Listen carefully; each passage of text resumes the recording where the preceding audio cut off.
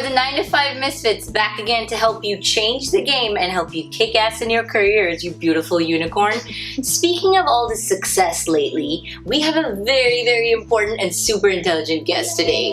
Are you ready? Take it away, Nani. I am. So this is Dean Ramchand or Dr. Latha Ramchand. What doctor? So she is the Dean of the Bauer College of Business here at the University of Houston, which also happened to be my alma mater. So she was actually my finance professor back in the day. So she's like, we'll talk later. Yeah, about your horrible grades. I feel bad because I know you were tortured. No comment. So Bauer has over 6,000 students and Dr. Ramchand has helped raise over $64 million. Casual pocket change. To top all of that, she's also a gold medalist at the University of Bombay, best city in the world, and also a PhD in finance from Kellogg at Northwestern. What have you done today? Yeah. And she was invited to participate on the Council on Women and Girls, hosted by the Council of Economic Advisors at the White House under President Obama. Yes. So no big deal. So yeah, just hugely accomplished and amazing role model. So Dr. Ramchand, did we miss anything? Yeah. No, you absolutely did not. You did such a wonderful job, and I'm just this is so much fun. So, Dr. Ramchand, this whole month we did a lot of gender equality, gender roles, women in the workplace type episodes related to that. So, what kind of initiatives are you involved with? You know, I'm sure you've heard these statistics on this, right? That is, women make up more than 50% of the population. Yes. So if you think about when companies decide what products to make, what products to sell, we're the big part of that consumer base. Women today, your generation, we're graduating more women out of college than men. 70% of the women who graduate with honors are women. Right? Yes, hello, hashtag college. Exactly. That's the great stuff. That's Exhibit A. And then you look at business, okay? You look at MBA programs. It's just about 36% of MBA graduates are women. You look at how companies are being run, very few women, especially at the top, right? We're entering the workforce maybe on parity, and we're probably making, when we enter the workforce, we're sort of on parity in terms of compensation. But as we move up, one, there are fewer women, and two, there is a compensation gap in the corporate world. In addition, in your field, entrepreneurship, right? The numbers are just, it just pains me. Like last year, 2016, if you look at venture funds that supported women, they raised about less than $2 billion. For men, it was like over $58 billion, right? It almost seems like it doesn't matter where you look in the world of business, whether it's startups or whether it's established companies, there is a big gender gap at the leadership level, right? That's the problem. Why is it a problem? Because corporate America, businesses are losing out on 50% of the talent, right? All they're getting at the CEO level is like 10% of those CEOs are women. It's a wasted opportunity. That's what I see as the opportunity in this problem. And the reason I'm saying that is, for the longest time, it's not like we didn't know there was a problem. We've always known there's a problem. But the way it has been addressed is, we need more women because it's the right thing to do. We need more women because, hey, diversity makes everybody feel happy. That's all good, but that hasn't changed impact in any way, or it has made impact, but very marginally, very, very small baby steps. On the other hand, if I say, hey, CEO of corporate America, if you don't have women in your workplace, you're doing a dumb thing. You're missing out. You're not doing me a favor by bringing more women, but by not having women, you're missing out because did you know that when women serve on boards, the shareholder value goes up by X%? Did you know that when women serve on your boards, something else happens to your profits? That's the argument we need to bring in. And we need to make it more of a business imperative. Like a quantifiable. Exactly. And it has to be something that they aspire to do, because it's going to make them look so much better, not just in terms of, hey, I do the right thing, but it's going to show up in the pocketbook. Then industry listens, right? So what are we doing at the college?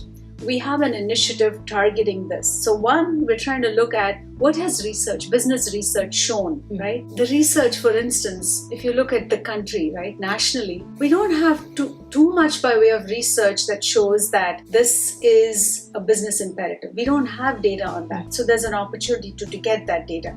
What happens when women are in leadership positions? One challenge though in that is, when you look for that data, you know that there's very few women doing these things, right? Right. So how do you do a study where there's no sample that shows that, right? So how do we adjust for that? That's one thing to think about. The other thing we're looking at is, there's a lot of evidence. Oh, there's a confidence gap. The thing we were talking about. Oh, women are less confident, they don't do it, they worry about these things. Part of that is also, there's not that many role models out there, right? So then you ask, why aren't there role models, right? So we've gone from very obvious conscious biases now to no one does this intentionally, right? But they do it without even realizing.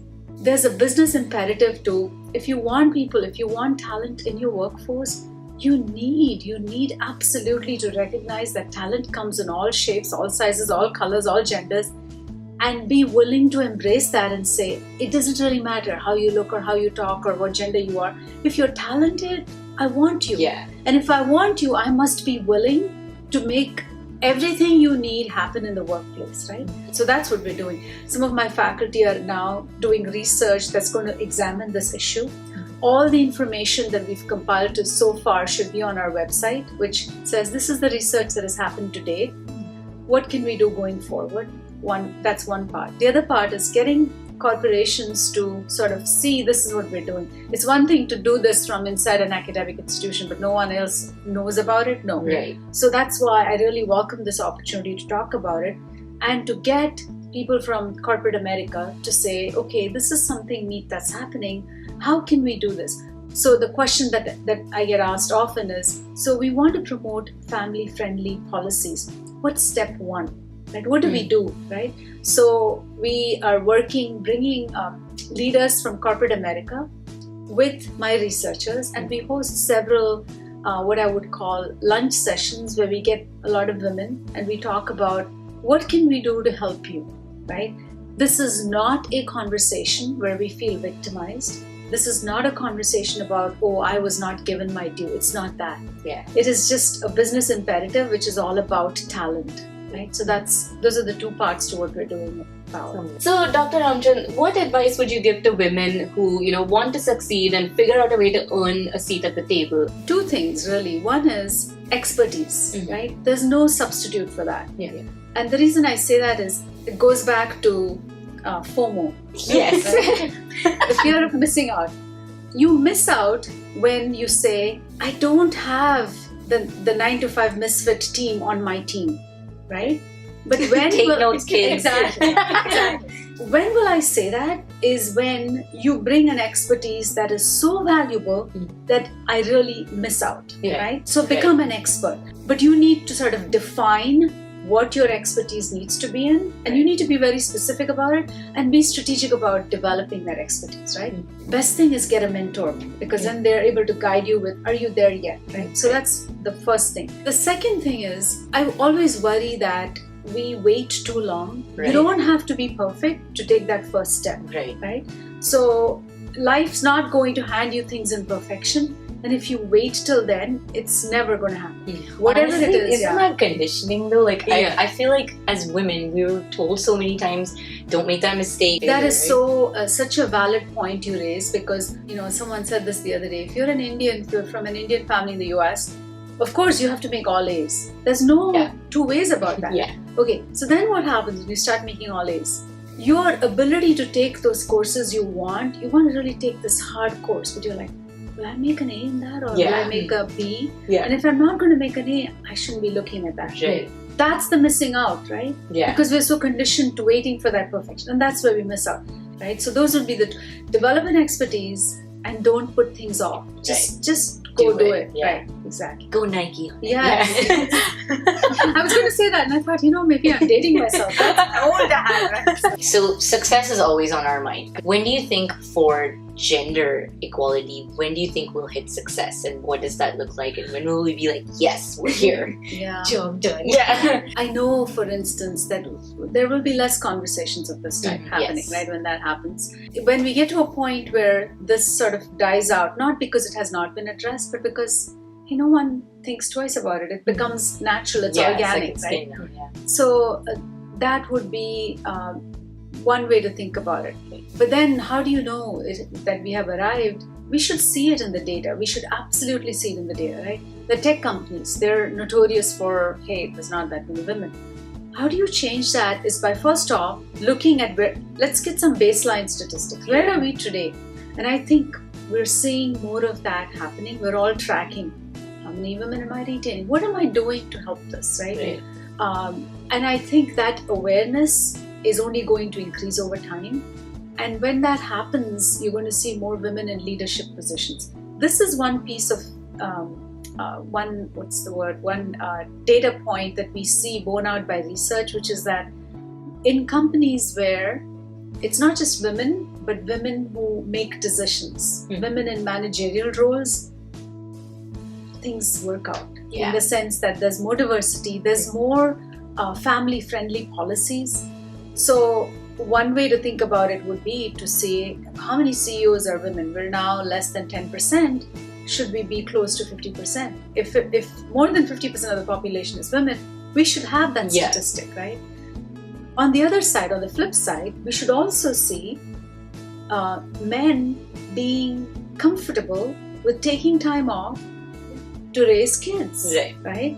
Or to say, I'm a stay-at-home dad. There should be no stigma attached to that. Absolutely. Which brings me to the other point, which is that as much as this is a gender-related issue, we need to have men at all these discussions, right? Absolutely. So I would suggest you all should interview a few guys, and especially interview the hard ones that don't seem to embrace this. And we need to understand what is in their minds that makes them think that way, right? Absolutely. And so when we have more women in leadership positions, I think we will certainly have arrived. And as I always say, if you have kids, and you all, I'm sure, will do this, make sure that no matter what you tell your daughters, you teach your sons to take the garbage out.